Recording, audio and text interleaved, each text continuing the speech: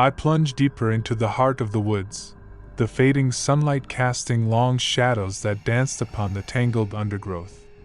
The once familiar trail became obscured by encroaching foliage, and the silence that settled around me felt like a living entity, a sentient force watching my every move. My footsteps echoed through the stillness, amplifying the solitude that surrounded me.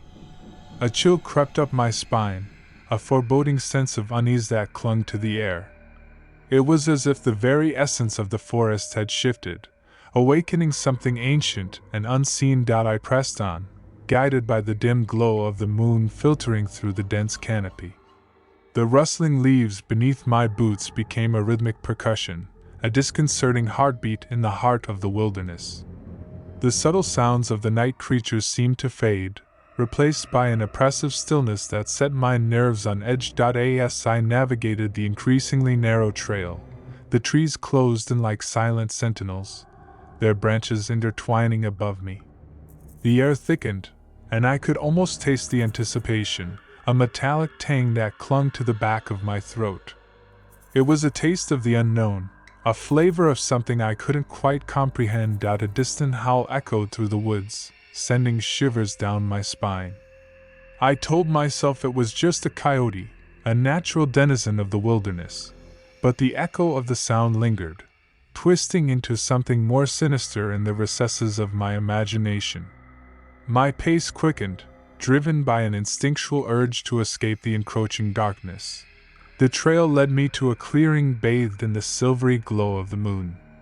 It was a surreal landscape, the ethereal light revealing gnarled tree roots that seemed to writhe like serpents beneath the surface. In the center of the clearing stood a weathered sign, barely visible in the dim light, indicating a path to the renowned night sky viewing spot. Curiosity battled with apprehension as I hesitated at the crossroads. With a deep breath, I chose the path that promised celestial wonders, unaware that this decision would plunge me into a nightmarish odyssey. The moon became my only companion as I ventured further, the forest closing in with an oppressive embrace.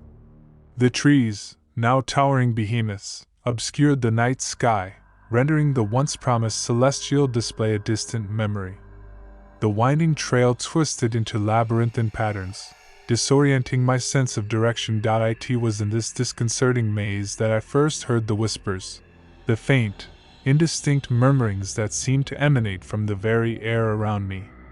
I strained to catch the words, but they eluded comprehension, like fragments of a forgotten language spoken by unseen entities.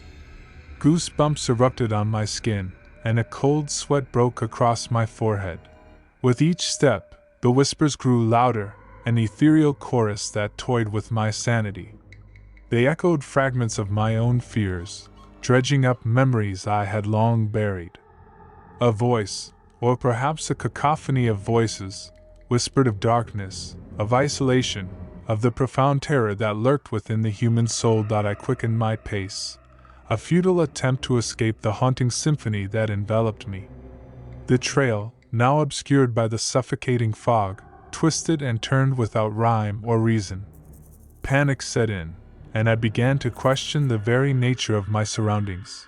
The moonlight, once a comforting presence, now cast grotesque shadows that seemed to writhe with a life of their own. I stumbled upon a dilapidated structure, barely discernible through the fog, a cabin forgotten by time. Its windows were shattered, the door ajar, a gateway into the unknown. A flickering lantern greeted me as I cautiously stepped inside, the feeble light revealing a scene frozen in time. Dust-covered furniture lay strewn across the room, and an old journal lay open on a cracked table. The writer spoke of encountering shadows that defied natural explanation, of hearing whispers that seemed to crawl beneath the skin. As I read, the whispers in the cabin intensified, merging with the voices in my head until they became one indistinguishable cacophony. The journal hinted at a ritualistic history, a dark force that bound the cabin to an otherworldly realm.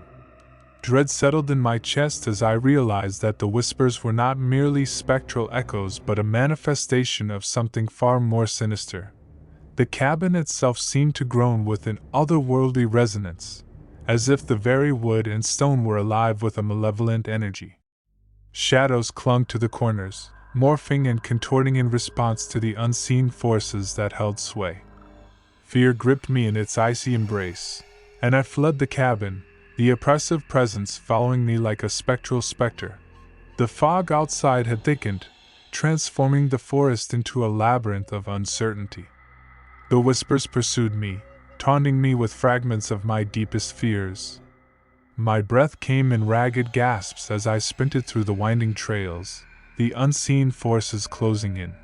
Just when I thought I couldn't endure the torment any longer, I burst into the familiar clearing where my car awaited. The oppressive weight lifted, but the echoes of the whispers lingered in my mind like a haunting melody. That night, as I drove away, I couldn't shake the feeling that the shadows still clung to me, their whispers faint but ever present. The woods held secrets beyond the veil of human understanding, a realm where reality and nightmare intertwined. The forest, with its ancient whispers and dancing shadows, had become a living entity, a place where the boundaries between the seen and the unseen blurred into an indistinct haze. As I left the haunting depths behind, I couldn't escape the realization that the woods held stories untold, a tapestry of fear woven into the very fabric of nature itself.